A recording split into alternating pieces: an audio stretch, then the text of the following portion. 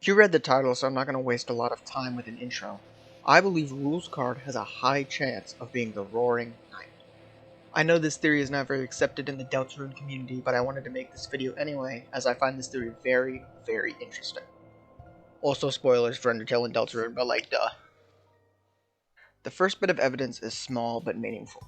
Simply put, Rouxls Kaard knows he's in a game. You wouldn't be able to tell unless you look into the files though. At the beginning of Chapter 2, when Rouxls Kaard enters your key items, his flavor text reads, "Thou gazeth upon a man most handsometh, his daring genius adoreth beyondeth all hate." This text is too long and goes off the screen, leaving us to believe that he's just rambling on and on and on about himself. But if you look into the files, you can read the full message, which reads, "Thou gazeth upon a man most handsometh, this daring genius adoreth beyond all hey let me speaketh."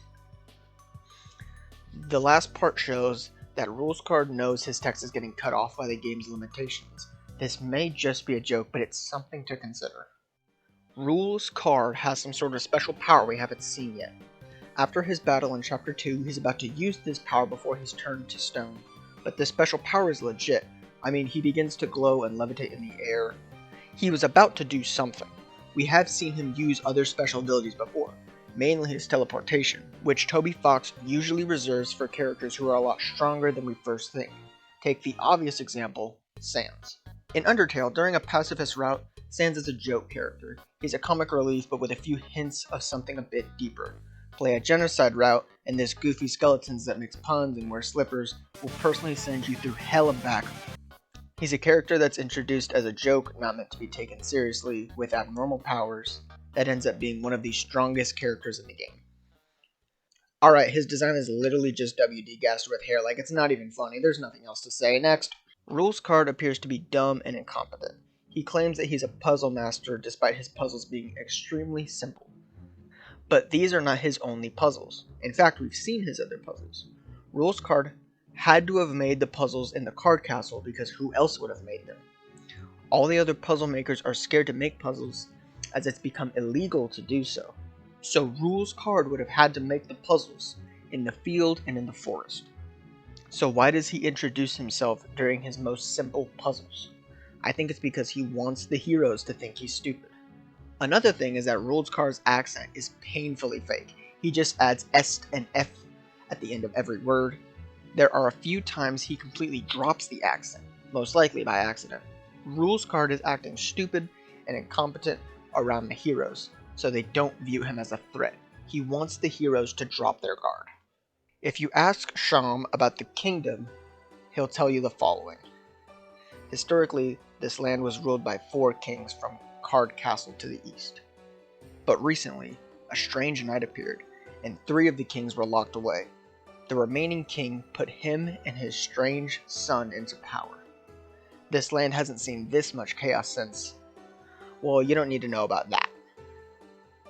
The third line, "the remaining king put him and his strange son into power," is worded very, very interesting. Many Deltarune theorists have already talked about this line, so I'm not going to linger on it, because in all honesty, I hate this line. It's so confusing and it doesn't need to be, and I just want to believe that it's a typo or something. But this line implies that the Spade King put the knight and the knight's strange son into power. Who are the 3 characters in the Kaard Kingdom with the most power? The Spade King, Lancer, and Rouxls Kaard. And what does Lancer call Rouxls Kaard? His lesser dad. The king, the knight, and his strange son. One thing I don't see anyone talk about is the K-round fight in Kaard Castle. I find it very, very interesting that Rouxls Kaard has access to a device that allows him to mind control anyone in the shape of a crown. Going a bit off topic, in the room right before the fight, we see that the king's room has been torn up. But why? To me, it looks like a fight broke out. The Spade King obviously had to be involved, but who was he fighting? There's a weird detail that's been stuck in my head that I can never explain. Before the Spade King fight, at the end of Chapter 1, the Spade King is completely covered in shadow. Completely covered except for his crown. The way the king acts is inconsistent between Chapter 1 and Chapter 2.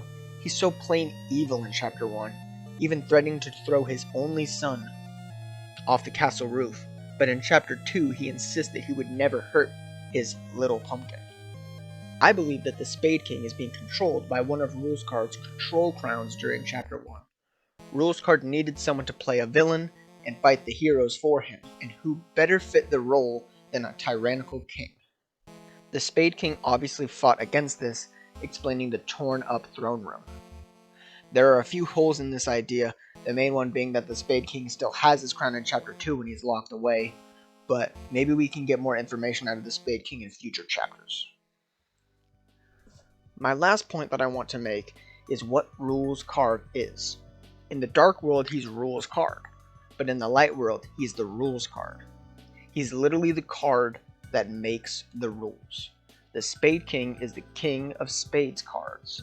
So in the Dark Worlds, he's a king. So a Rouxls Kaard in the Dark World would become a Darkener who makes the rules.